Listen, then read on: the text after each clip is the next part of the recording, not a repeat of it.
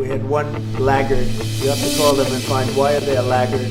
They have no excuse not to do this, but that's all right. Maybe you should throw them out of NATO, frankly. Donald Trump once again made Europe hold its breath. During a meeting with the president of Finland, the American president tossed out a line that instantly ricocheted through global media. He said the United States does not plan to withdraw troops from Europe, but might shift them a bit. We have a lot of troops in Europe, as you know, a lot. And we can move them around a little bit, but no, basically we'll be pretty much set. And moments later, almost offhand, he added something that sounded like a political grenade, that maybe it's time to consider whether one country should remain in NATO at all. Which country that is and what it's doing wrong, we'll explain in a moment. What's certain is that Trump has had enough of Russia and of states that want to cooperate with them. It seems he was testing European leaders' alertness, who still genuinely wants to work with the Russians, in order to weed out every weak link one European country has gained too much from the war recently, and in return has failed to put in enough effort to improve the continent's overall security and America's interests. We're going to work together very closely with Finland and with NATO. We have a very good relationship. As you know, I requested that they pay 5%, not 2%. And most people thought that was not going to happen, and it happened virtually unanimously. You have to call them and find why are they a laggard, and they're doing well too. You know, I think because of a lot of the things we've done, they're doing fine. They have no excuse not to do this, but that's all right. Maybe you should throw them out of NATO, frankly. And that single statement was everything characteristic of Trump. Provocation, calculation, and a touch of chaos that always works like a magnet for cameras. Officially, he spoke about the need for European allies to increase defense spending, but between the lines, he sent a signal. America is tired of paying for the security of an entire continent. In today's episode, we decided to analyze what Trump's current plans for NATO are. Let's dive in. In recent days, Donald Trump has once again decided to shake up global politics. This time, he set his sights on one European country, suggesting it could even be kicked out of NATO. While many dismissed it as a typical Trump provocation, the broader context is far more serious. It's about something that has irritated Washington for a long time: defense spending that's too low among European allies. At a press conference with Finland's President Alexander Stubb, Trump said plainly, some should finally start paying what they promised, and if not, maybe we need to consider whether they should remain in NATO. A few moments later came the line that sparked an international firestorm. Maybe you should just throw them out. We had one laggard. It was Spain. Spain. You have to call them and find why are they a laggard. And they're doing well too, you know, I think because of a lot of the things we've done, they're doing fine. They have no excuse not to do this, but that's all right. Maybe you should throw them out of NATO, frankly. From the American president's mouth, that was said in reference to Spain, which for months has been one of the most criticized members of the North Atlantic Alliance. The reason? Defense outlays that are too low. At a time when the US and the countries of Central and Eastern Europe are committing record funds to modernize their militaries, Madrid not only isn't moving closer to NATO's 2% of GDP benchmark, but openly opposes the idea of raising that threshold to 5% in the future. For Pedro Sanchez's government, that's too heavy a burden on the budget and too big a political risk, because Spanish public opinion has long not seen Russia as a direct threat. At the last NATO summit in The Hague, alliance leaders agreed that member states should prepare a plan to reach 5% defense spending by 2035. NATO leaders agreed on the Hague Defense Investment Plan. And this will fuel a quantum leap in our collective defense. And the key decision in that regard is to adopt the Hague Defense Investment Plan. With this plan, allies have agreed to invest 5% of GDP in defense. This is a significant commitment in response to significant threats to our security. Spain, however, filed a formal objection and negotiated an exception. The final declaration included language that the new rules apply to allies who commit to them. In practice, that means Madrid can keep spending only 2%, citing the need to maintain social programs and domestic investment. Si hubiéramos aceptado lo que se había propuesto, España tendría que destinar de aquí al año 2035 más de 300.000 millones de euros. ¿De dónde salen esos recursos? ¿De más impuestos a la ciudadanía? ¿De recortes en el sistema de educación, de sanidad, de pensiones? Cuando yo escucho al jefe de la oposición y a la oposición criticar la postura que ha tenido el gobierno de España, me queda claro que si hoy hubiera otro presidente del gobierno aquí, hoy España habría firmado el 5% del Producto Interior Bruto en defensa.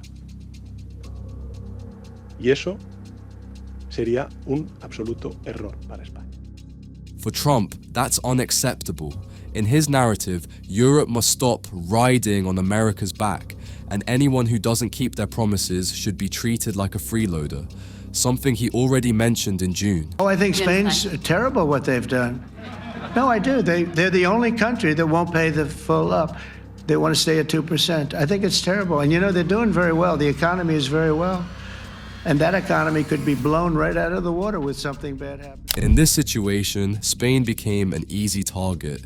The government in Madrid, though it immediately responded that Spain is a loyal ally and a NATO member with full voting rights, found itself under immense pressure. Defense Minister Margarita Robles, in an interview with AP, said Trump's words were surprising, but stressed that Spain actively participates in NATO missions in Poland, Romania, and the Mediterranean. That didn't calm the Americans. For Trump, symbolism and political points matter more than technical data. It's worth noting, however, that Trump has no formal power to expel anyone from NATO. The alliance operates by consensus, and any decision on membership changes would have to be unanimously approved by all states. So his words are more of a political stick than a real threat, but a stick that works, because across Europe the debate immediately began over who is a loyal ally and who is merely benefiting from the American security umbrella. Relations between Spain and the United States haven't been the easiest for quite some time. Though the two countries remain allies on paper, in practice distance has been growing between Madrid and Washington. It began during Trump's previous term, when his administration accused Spain of ducking NATO obligations and blocking projects tied to expanding military infrastructure in southern Europe. Economic tensions added fuel. Disputes over digital taxes imposed by Pedro Sanchez's government on American corporations like Google, Amazon, and Meta-Trump, then called it an attack on American business, and threatened tariffs on Spanish wine, olive oil, and agricultural products. In recent months, relations have cooled even further. Madrid did not fully back the American strategy on China and opposed expanding economic sanctions on firms cooperating with Beijing. For the Trump administration, that's yet another sign Spain isn't playing as a team and puts its own interests above collective security. What's more, Spanish officials have repeatedly called for a diplomatic solution to the war in Ukraine, suggesting the West should open channels of dialogue with Russia. In Washington, such statements were read as softness toward Moscow, which, combined with low military spending, became the perfect pretext for Trump to publicly go after Madrid. What kind of relationship do you have with President Trump? Well, actually, Spain and the United States, we have a very, very good relationship.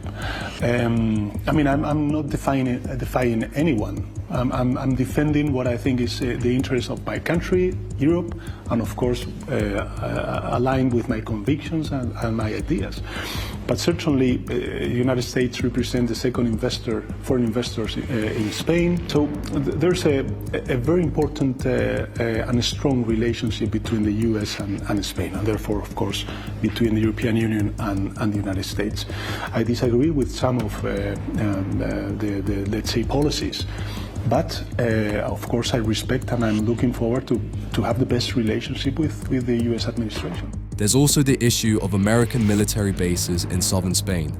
For years, the United States has maintained strategic installations in Rota and Morón de la Frontera, which are crucial for NATO operations in the Mediterranean and North Africa. Yet in recent weeks, reports have surfaced that Washington is considering shifting part of its equipment and personnel to Italy. If that were to happen, it would be not only a symbolic slap in the face to Madrid, but also a signal that in America's eyes, Spain is no longer a reliable partner.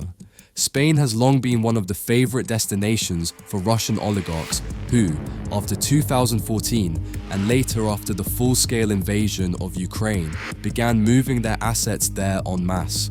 On Spain's coast, especially the Costa del Sol and the Valencian region, entire enclaves of wealthy Russians have sprung up, often linked to Russia's energy or financial sectors. In 2024 alone, Spanish financial authorities recorded a more than 30% increase in investments by citizens of the Russian Federation, despite sanctions in place. Many buy property through intermediaries, companies registered in Cyprus or the United Arab Emirates, allowing them to sidestep formal restrictions. There's no shortage of cases where Russian funds parked in Spanish real estate or tourism businesses are tied to individuals under EU and US sanctions.